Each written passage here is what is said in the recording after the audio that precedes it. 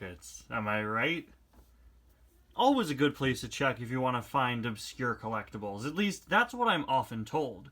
A lot of my friends, my good friend Robin Tailsfighter, always goes to flea markets and always comes back with these massive boxes of cars, these huge collections.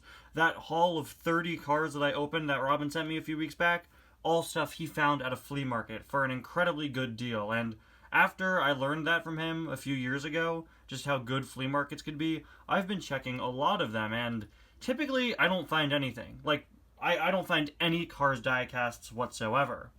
The most recent thing I found at a flea market was, were those weird plastic key launcher Disney Store packs from 2011. I reviewed one of them a few weeks ago, and I plan on reviewing the other one soon. But today, just out of impulse, my family and I decided to check out a very small flea market nearby, and to my surprise, they had some Cars stuff and some pretty interesting stuff after all. Anyway guys, welcome back to another video, into another haul video here on the channel. Today, I'm going to be going over some interesting Cars items I picked up at a flea market. We have 3 Cars items here, 1 diecast, and 2 books.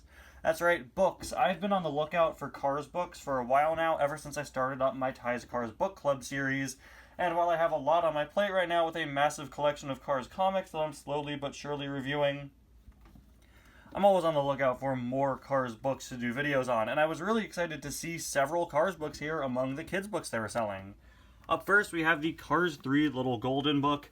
I want to do kind of a sub-series of Ties Cars book club videos where I review film adaptations and see how well did this movie adapt the book. And for starters, the art style in this is absolutely adorable. This may very well be some of my favorite artwork I've ever seen in a Cars book. Look at this. This is so fun. I absolutely love it. I really, really like this. And I'm just going to say I actually already did read through this, and it's a pretty solid adaptation of Cars 3. So look forward to a review of that one coming soon. I love this art style. It's so fun. But the other book I got is one I think a lot of you guys are going to be a lot more interested in, and that's Mater and the Easter Buggy, a book that's notable because it's one of very few books that we frequently get Cars diecasts based off of. All the Easter cars we've gotten over the years are based on this book. Mater, the 2 McQueens, Ramon, and the Easter Buggy itself, and I was really excited to see the story behind this Cars book we've gotten so many diecasts from. And I was very surprised. I was very interested to see what other cars we could get from it. I was very surprised to see none. Yeah, every original Easter design in this book has already been done. It's the cars we got plus Flo. There's Fillmore. Fillmore had a canceled Easter variant. He doesn't look any different to me, which is pretty interesting. But yeah, still want to take a look at this. I just flipped through it to see what other diecast we could get. Was surprised we couldn't get any, and didn't read it just yet. So very interested in doing a video on this. Should I wait until next Easter? Maybe. Maybe I should. Anyway, right before checking out, I decided to just very briefly look at the books again. There's actually another Cars book there, but it had several pages missing, so I went to put it back. And then I noticed something. I noticed a Guido actually was poking through. Slightly chipped up Guido, and I pulled it out. And I was like, oh, it's a Guido. That's nice, just regular Guido. Only Cars diecast item there. One of the only diecast items there, period. And then I fully pulled him out, and that's when I realized something. It's not just Guido.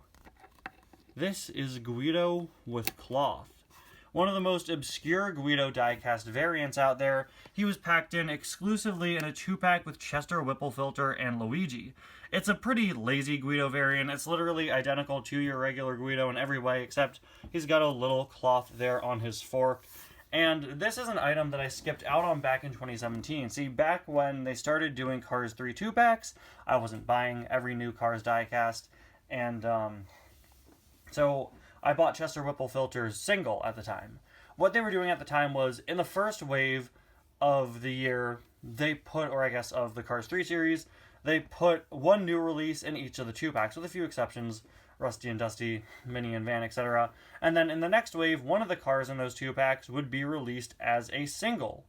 Chester Whipplefilter was one of those cases, initially packed in a 2-pack with Luigi and Guido with cloth, then pushed out as a single the following wave. And that's how I got my Chester Whipplefilter, which meant I never got Guido with cloth, who just awkwardly remained exclusive to this pack. And I was so shocked to see him. He is a little chipped up, but I really don't mind. If I really wanted to, I could use some paint to cover up those chips a bit. I think from the front, he looks pretty alright.